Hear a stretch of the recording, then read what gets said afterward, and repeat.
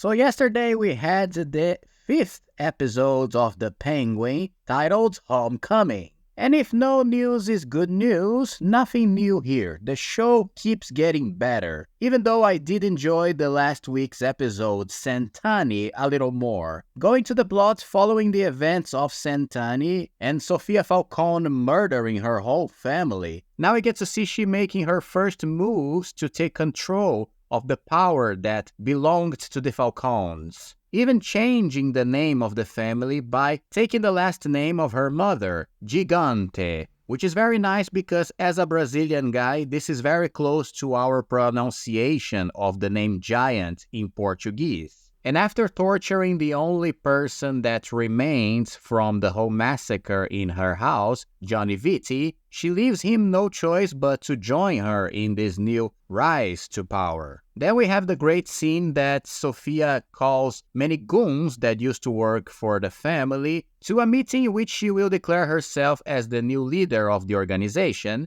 And of course, Johnny is present there. He is apparently going to be the main man working beside her. But once Sofia starts to set things straight and tell everyone how things are going to be from now on, including finishing the old stupid war between the Falcones and the Maronis, Johnny commits a terrible mistake by interrupting her, which Sofia responds right away by shooting him in the head in front of everyone. And this was awesome. First of all, finally somebody killed this wimp, who clearly is a prick that only works for the family for his own interests. And second of all, what a way to show that Sofia is now this merciless crime queen. Not only this, but her clothes, her makeup, everything is set to make her this great opponent to the Penguin. Talking about an empowered woman, this is it. And I gotta say, she's becoming more and more attractive with this progression of character. Ask this to Dr. Julian Rush, who is basically dying for her, completely head over heels.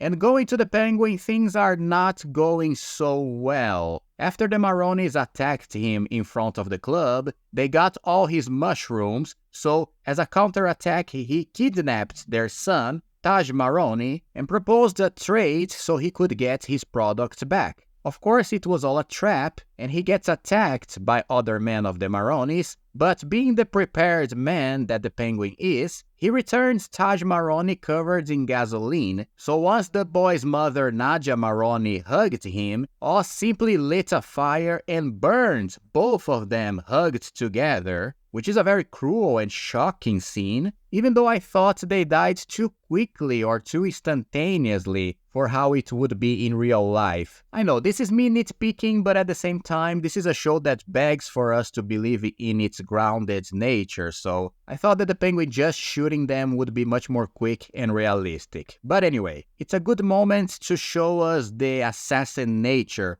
of the Penguin, because the way he looks at both of them burning shows us that he really feels pleasure in his own revenge. But unfortunately for him, the mushrooms get damaged during this trade, and he only has 2 buckets of fresh mushrooms to start the production again. To make matters worse, he also tried to kill Sal Maroni in the prison by paying some security guards of Blackgate to stab the man in his own cell. The problem is that the murder attempt fails and Sal Maroni is able to escape the prison and go to the streets again. This is another moment that was a little too confusing for me, because even though Sal was able to escape the whole murder attempt, how the hell he escaped a prison complex, we will never know because the scene is not shown to us. So it was a little too much for me to believe. But anyway, now the Penguin has too much heat on himself because he has 2 enemies trying to kill him, Sofia and Maroni. So to make matters even worse, Sofia goes after the old man to propose an alliance.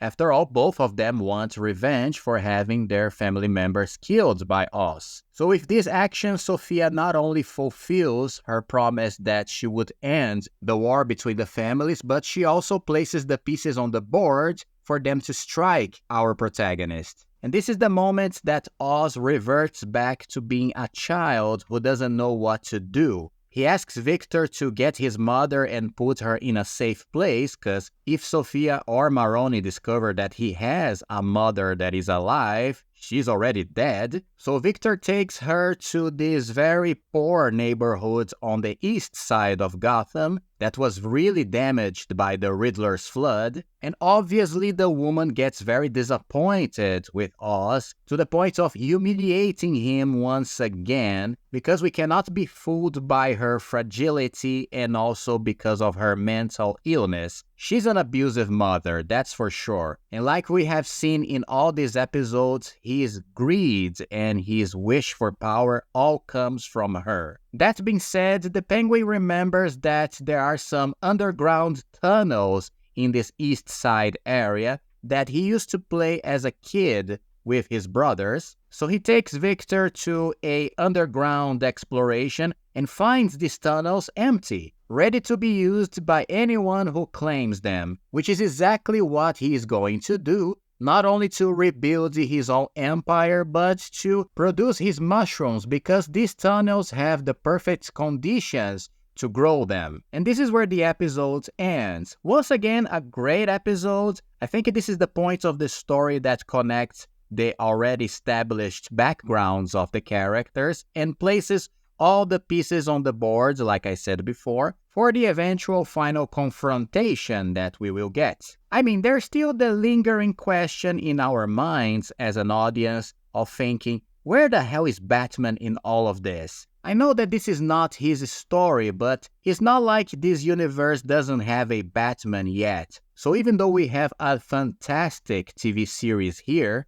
thinking about the whole universe, it becomes a little problematic that we don't see Batman getting involved in any of the mess that we have already seen. And also I get this sensation during the whole series that I am getting more close or getting to know better the character of Penguin in this universe much more than I ever got the chance to know Bruce Wayne in the Batman. So it kind of makes me a little nervous that when we get to the Batman Part 2, I'm gonna be cheering a little too much for the Penguin in the battle against Batman than I should. But this is just a feeling. Anyway, what's important is that we have an amazing series here, and I'm very excited to see the next steps of the story. What about you? Are you liking the Penguin? Comment below, and if you are also liking the content of BATGUS, please don't forget to leave your like right here in this video and also your beloved subscription in this channel so we can keep talking about Batman and DC Universe in the future, alright? See you in the next Bat video and bye bye!